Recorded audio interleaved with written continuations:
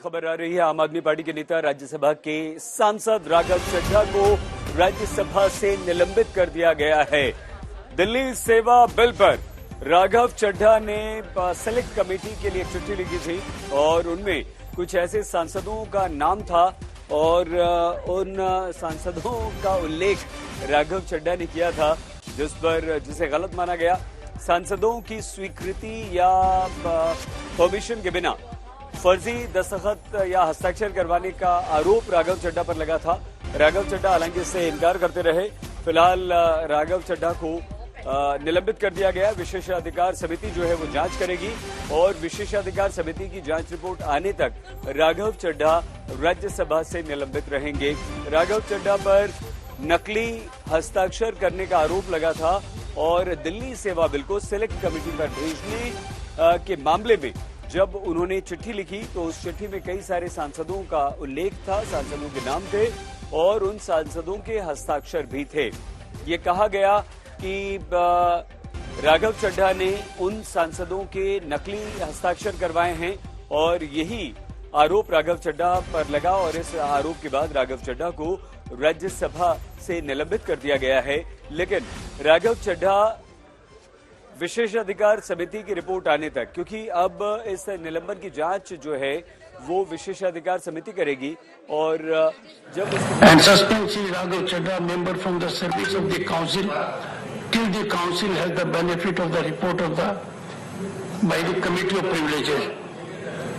Sir, a holistic view on the gravity of his misdemeanor, violation of rules, defined attitude and inappropriate conduct. I find it expedient invoking Rule 266, read with Rule 256, and suspend Sri Raghav Chadha, member from the service of the council, till the council has the benefit of the report of the by the committee of privileges. Sir, a holistic view on the gravity of his misdemeanor, violation of rules, defined attitude and inappropriate conduct. I find it expedient invoking Rule 266, read with Rule 256, and suspend Sri Raghav Chadha, member from the service of the council, till the council has the benefit of the report of the by the committee of privileges. Sir, a holistic view on the gravity of his misdemeanor, violation of rules defined.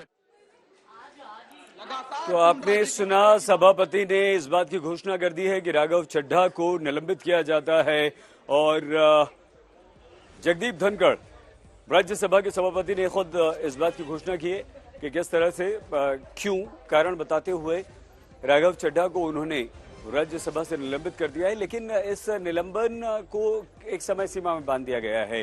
अब क्योंकि विशेषाधिकार जांच committee की report आएगी और उसके बाद राघव चड्ढा पर निर्णय होगा। मौसमी सिंह हमारी संवाददाता इस वक्त हमारे साथ है। मौसमी, बताइए क्या आरोप था, किस तरह से नकली या फर्जी दस्तखत हस्ताक्षर करवाने का आरोप था और अब राघव चड्ढा निलंबित।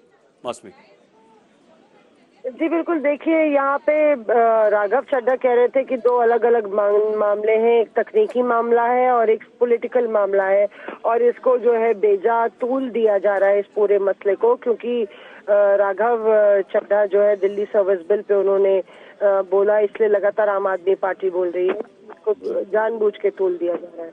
अब देखिए, प्रिविलेज कमेटी की जब तक रिपोर्ट नहीं आती तब तक राघव चड्ढा निलंबित रहेंगे।